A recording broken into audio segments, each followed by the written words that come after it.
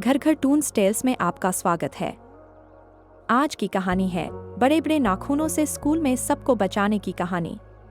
अनुपमा को एक बीमारी थी।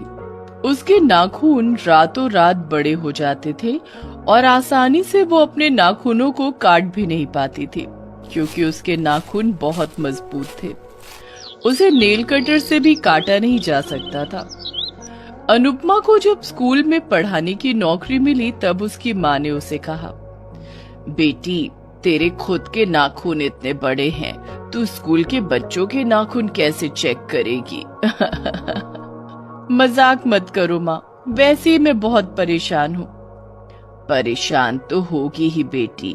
बचपन से कितने सारे डॉक्टरों को दिखाया, लेकिन किसी ने ये नाखून बढ़ने वाली बीमारी के बारे में सुना तक नहीं था। वही तो, पता नहीं स्कूल में क्या होगा, मैं मजाक न बन जाऊं स्कूल में। अनुपमा का डर ही सच हुआ। नाखून काटने के लिए घर में उसका एक इलेक्ट्रिक कटर था। पेड़ काटने के लिए जो इस्तेमाल किया जाता है, उसी का छोटा रूप। सुबह सुबह उसी से नाखून काट कर अनुपमा स्कूल चली गई। प्रिंसिपल सर ने अनुपमा को 7वीं कक्षा में जाने के लिए कहा। अनुपमा पढ़ाने के लिए चली गई। Good morning miss. Good morning. सभी बैठ जाओ और कोई किताब मुझे दो। मधु नाम की एक लड़की किताब देने के लिए आगे आई और किताब लेते वक्त अचानक से मधु का हाथ कट गया और खून निकलने लगा। ये क्या हुआ? चोट कैसे लगी? हे भगवान, मेरे नाखून बढ़ रहे हैं। अनुपमा के नाखून बढ़ रहे थे। नाखून से मधु को चोट लग गई थी। अनुपमा ने जल्दी अपने नाखून छुपा लिए। मधु को प्रिंसिपल के पास ले जाया गया। चोट कैसे लग गई बच्ची? पता नहीं सर, अचानक से खून निकलने लगा। ठीक है, कोई बात नहीं, मैं मरहम पट्टी कर देता हूँ, ठीक हो जाएगी। अनुपमा को अंदर से बहुत गिल्ट होने लगा।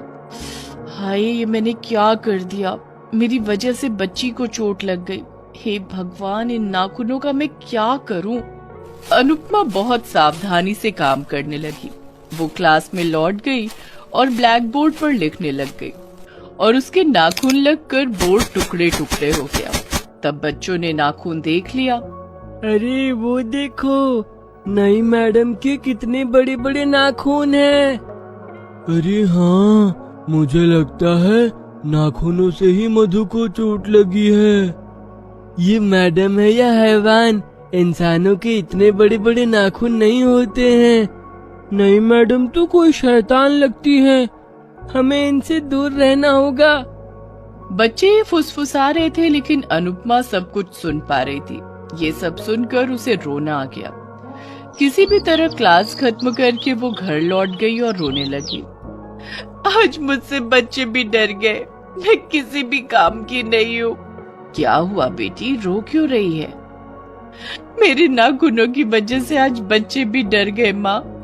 मुझसे वो लोग प्यार नहीं करेंगे, मुझे शैतान और हैवान बोल रहे थे।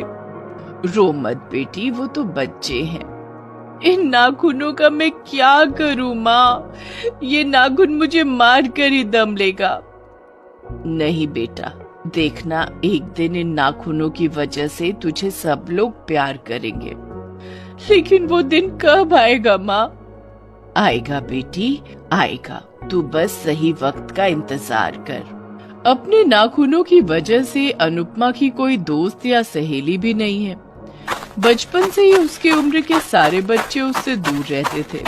अनुपमा अकेली स्कूल जाती थी और अकेली घर वापस आती थी। उसके साथ कोई खेलता भी नहीं था। इसीलिए अनुपमा किताबों से ही प्यार करती थी, हमेशा पढ़ाई करती थी। इसी तरह पढ़ाई करते करते वो क्लास में फर्स्ट आने लगी और कॉलेज भी पास हो गई। और अचानक से उसके पिता का देहांत हो गया। घर में चावल आटा खत्म होने लगा तो उसने नौकरी के लिए अप्लाई किया। उसका रिजल्ट देखकर स्कूल में उसे आसानी से नौकरी दे दी गई और स्कूल जाते ही उसे नाखूनों की वजह से बच्चों से ही बुरा भला सुनना पड़ा। अनुपमा बैठे बैठे यही सब सोच रही थी। उसे नींद नहीं आई। अगले दिन वो स्कूल गई और देखा आधे बच्चे स्कूल नहीं आए हैं। क्या बात है अनुपमा, तुम्हारी क्लास के बच्चे स्कूल क्यों नहीं आए हैं? पता नहीं प्रिंसिपल सर, कल तो सभी आए थे। ठीक है, कल आने दो इन लोगों को, मैं बात करता हूँ। अनुपमा को मन ही मन पता था कि बच्चे क्यों नहीं आए थे। बच्चे उससे डर गए थे। अनुपमा क्लास खत्म करके टीचर्स रूम में बैठ गई। बाकी टीचर्स खाना खा रहे थे, लेकिन अनुपमा अपने नाखूनों की वजह से हाथ छुपा कर ही बैठी थी। तभी लिपिका मैडम ने अनुपमा से कहा, क्या बात है नई टीचर, खाना लाना भूल गई हो क्या? नहीं नहीं, खाना है। अच्छा, समझ गई, तुम शर्मा रही हो, ये लो मैं खिला देती हूँ। लिपिका अनुपमा को खिलाने के लिए आगे आई और अनुपमा ने हाथ आगे किया। अनुपमा के नाखून बहुत ज्यादा लंबे हो चुके थे। अरे ये क्या, इतने लंबे नाखून? नाखून है या तलवार? और लिपिका वहां से हट गई। बाकी के टीचर्स भी अनुपमा से दूर हट गए और वो लोग आपस में बातें करने लगे। बाप रे बाप, इतने लंबे नाखून! किसी इंसान के इतने लंबे नाखून देखे हैं? मुझे तो लगता है कोई शैतान है। बाप रे बाप, मैं इसके आसपास नहीं जाने वाली। हाँ, मैं भी इससे दूर ही रहने वाली हूँ। उधर मधु और बाकी बच्चे भी घर जाकर अनुपमा के बारे में बुराइयां करने लगे। माँ, पता है हमारी नई मिस चुड़ैल है। ऐसा नहीं बोलते बेटी, ये सब कहाँ से सीख रही हो तुम? सच बोल रही हो माँ, उनके इतने लंबे लंबे नाखून हैं। फालतू की स्टोरी मत बनाओ मधु। अरे माँ, आप मेरा यकीन क्यों नहीं करती हो? नाखून से ही तो मुझे चोट लग गई थी। अच्छा, ऐसी बात है क्या? हाँ माँ, मैं स्कूल नहीं जाऊंगी, मुझे बहुत डर लग रहा है। लेकिन स्कूल तो जाना ही होगा बेटी। नहीं, मैं स्कूल नहीं जाऊंगी, मैं नहीं जाऊंगी। मधु की तरह बाकी बच्चे भी डरे हुए थे। उन्होंने भी स्कूल आने से इनकार कर दिया। प्रिंसिपल बहुत चिंता में पड़ गए। ये क्या हो रहा है? दिन ब दिन अटेंडेंस कम क्यों हो रहे हैं? ऐसे ही चलता रहा तो हमें भूखा मरना होगा। तभी लिपिका मिस बाकी टीचर्स को लेकर वहां आई और बोली, प्रिंसिपल सर, मुझे लगता है सारे बच्चे डर गए हैं। डर गए हैं? लेकिन किससे? नई टीचर से, अनुपमा से डर गए हैं बच्चे।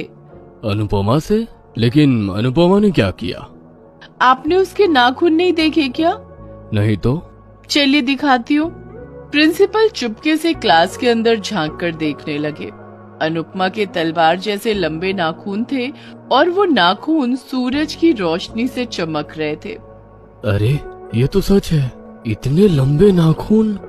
अगले दिन स्कूल के बाहर बच्चों के माता पिता आकर भीड़ लगाने लगे। हमारी मांग पूरी करो, नहीं तो हमारे बच्चे इस स्कूल में नहीं पढ़ेंगे। प्रिंसिपल सर बाहर आए। क्या बात है, कैसी मांग? हमारे बच्चे नई टीचर से डर गए हैं। उनकी उंगलियों में लोमड़ियों के जैसे नाखून हैं। हाँ, मैंने देखा है।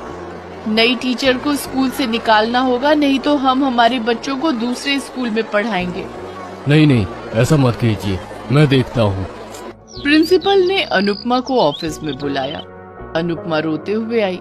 मुझे पता है सर आप क्या बोलोगे, लेकिन इसमें मेरी कोई गलती नहीं है सर। मेरे नाखून बचपन से ही ऐसे है। देखो, मैं समझ सकता हूँ, लेकिन बच्चे डर रहे हैं, तुम्हें इस स्कूल से निकलना होगा। नहीं सर, ऐसा मत कीजिए, मैं गरीब हूँ, मेरे पिताजी मर गए, मुझे घर चलाना पड़ता है। मैं कुछ नहीं कर सकता अनुपमा, मैं तुम्हें इस स्कूल से बाहर निकालता हूँ। अनुपमा को स्कूल से निकाल देने की बात फैल गई। अनुपमा स्कूल से बाहर गई और सारे बच्चे अंदर आ गए। अनुपमा रो रही थी और तभी अचानक से एक जोरदार भूकंप शुरू हुआ। अरे ये क्या हो रहा है? सब कुछ हिल क्यों रहा है? मर गई, बचाओ बचाओ। भूकंप की वजह से पूरा स्कूल टूट पड़ा और उसके अंदर सभी बच्चे और टीचर फंस गए। अंदर से चीखने चिल्लाने की आवाज आ रही थी। बाहर बच्चों के माता पिता परेशान हो रहे थे। अब क्या होगा? अब इन्हें कौन बचाएगा? कोई बचाओ मेरी बेटी को। और तभी अनुपमा सामने आई। मैं बचाऊंगी इन सबको, मेरे नाखून आज कुछ तो काम आएंगे। अनुपमा के नाखून बहुत मजबूत थे। उसने एक नाखून मारा और एक चट्टान टूटकर चूर चूर हो गया। उसके अंदर प्रिंसिपल सर फंसे हुए थे। वो बाहर आए। बहुत बहुत धन्यवाद अनुपमा, तुमने मेरी जान बचाई। इसी तरह अनुपमा अपने नाखूनों से चट्टान तोड़ती रही और एक एक करके सबको बाहर निकालती रही और 1 घंटे के अंदर उसने सभी बच्चों और टीचर को बाहर निकाला। हमें माफ कर दो अनुपमा, हमने तुम्हें गलत समझा। हाँ मिस, आप बहुत अच्छी हो। सभी अनुपमा को गले लगाने लगे। रातों रात अनुपमा अपने नाखूनों की वजह से फेमस हो गई। चारों तरफ उसकी तारीफ होने लगी और उसे सरकार के इमरजेंसी विभाग में नौकरी मिल गई। नाखूनों की वजह से उसे इज्जत मिलने लगी और वो खुशी अगर कहानी खुशी आपको जीने पसंद लगी। आए तो वीडियो को लाइक करें और चैनल को सब्सक्राइब करें।